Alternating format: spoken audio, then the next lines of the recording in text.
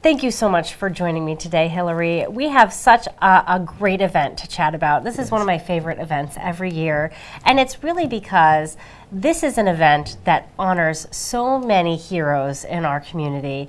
Tell me a little bit about the categories of the heroes that you will be recognizing this year. Well, this is our 15th annual one, so I know what you mean. Everybody I talk to says, "Oh, it's my favorite event," and why it's a favorite is because we honor life-saving heroes. It might be a neighbor of yours who helped save somebody who collapsed at a party or at a restaurant.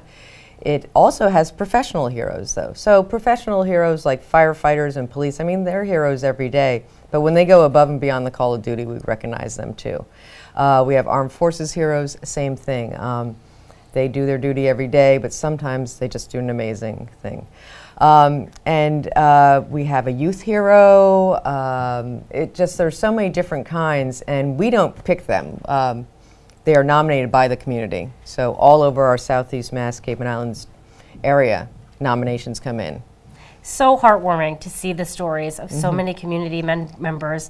And two, I think volunteers are honored for donating their time to certain causes. Right. And it's really a heartwarming event to see these people being recognized for giving back to their community. You're right. And the community service ones, we honor people who've served our community in an extraordinary way. So I think it's lovely if somebody helped an organization for the past 30 years, that's wonderful, but somebody who impacts the entire community or over many different organizations, and the stories are just great, and we like to focus on that, and it's a feel-good event in the middle of always, maybe some bad news, but we always highlight the positive. Yeah, you are not kidding about the fact that it is a feel-good event, and you have a great production there. So you have videos telling us about these heroes, and it really does take you inside and gives you a look at what work is being done. Tell me a little bit about your MC for the year and maybe your honorary chair. Sure, yeah. So our MC this year is Colonel Virginia Doonan, Ginger Doonan, who is the commander of the 102nd Intelligence Wing at Otis Air Force Base. She's been a board member of ours for 3 or 4 years, and she's the first female commander. And she hates for me to say that because she's like, that's not why she's there or whatever, but it's true. She's an extraordinary speaker and a great leader, so she'll be there. And our honorary chair this year has been nominated several times as a hero because of the work he's done in battling the opiate addiction crisis. Sheriff James Cummings from Barnstable County has worked with the inmates to, if somebody gets convicted of a crime and is in there and has a substance abuse addiction problem, then he has a program that's been recognized nationally to help people recover, and then when they are done with their jail term, that then they're ready to face the world. I think that would be so important too, because when we're looking at recidivism rates of people returning to prison or recommitting a crime, it would seem to me that drug addiction would be something you'd really have to break and really have to work on to really decrease those incidents of them returning to a life of crime. So, and we know so many times the drug addiction really can take over, and that's sometimes the reason they're committing the crime. Of course, and this opiate addiction crisis has hit every part of all of our communities. And so we have 4 other heroes that we're celebrating their good works in a terrible thing. It's not a depressing, these are great inspiring stories of mostly women who either this addiction crisis has affected their own family and they started support groups and leadership and ways to connect families to get them through such a terrible time. And then we also are honoring the Cape Cod Hospital Maternity and Pediatrics Department because they started a program for babies who are born addicted. And they've been recognized nationally also because they need to be treated a certain way.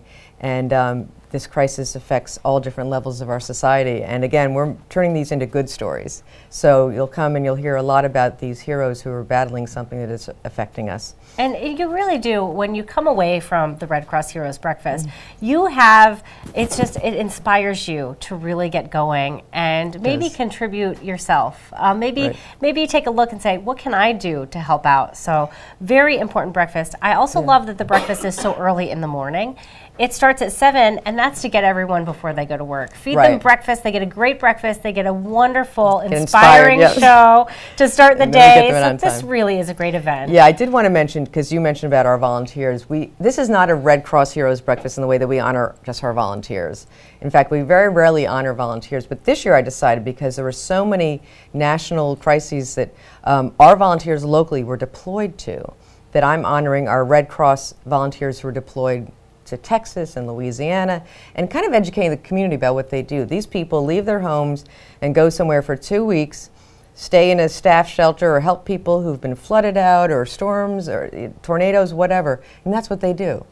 And they don't get paid for it. And we hear so often people who experience crises like that, how important and how wonderful it was to have Red Cross there for them to lift them up in a time of need. Right, it's sometimes just care and comfort. Sometimes we're handing them a mop and a broom to help them clean up afterwards, but a lot of it is just the care and comfort of our amazing volunteers. So we are telling that story this year, which we don't always do. It happens every year, but I wanted to highlight it this year. Now also, all of the funds raised by ticket sales to this event, anything donated during the event, all of that really goes to help the Cape and Islands Red Cross, I'm sorry, and I should say Cape and Islands and Southeast Mass Red Cross. It helps fund you guys. This is your main fundraiser for the year. So on top of it being a really inspirational breakfast and something that's wonderful for the community, it also really helps fund your organization. It does. We don't do a lot of fundraisers. We're not hitting up people all the time, but we are funded by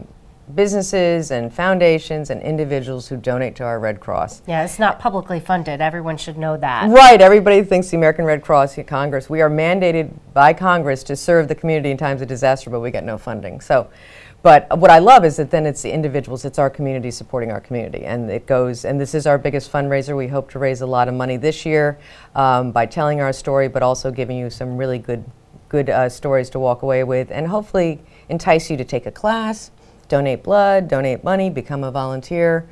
But you know, I love this event. You know, events are a lot of work, and right now all the details are making my head swim, but this is my favorite day of the year. It's wonderful, and we should say too, I love the poster for this year.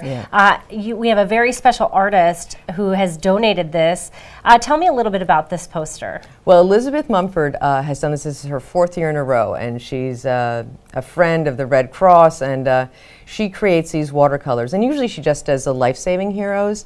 She kind of tries to tell their story in a little drawing. This year she was able to create it and touch each of our 21 heroes, plus our guest speaker. And it's fascinating. She donates it. We do sell the prints at the event, and she will be there to sign them.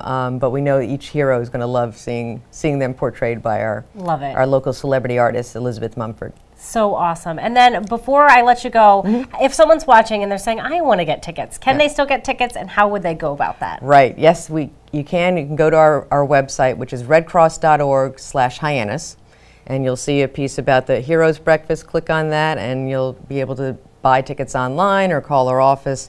But it does usually sell out. We've got a lot of corporate sponsors and tables filling up, but you'll want to be there. And so get those tickets fast. It definitely is such a great event, an event not to be missed. Thank you for joining us today. We really appreciate it. And Thank you, good luck, and hope everything goes off smoothly for you. I'm sure it will, but thanks for having us out here. Thanks so much. My guest today, Hilary Greene. She is the Executive Director of the Cape Islands and Southeast Mass chapter of the American Red Cross.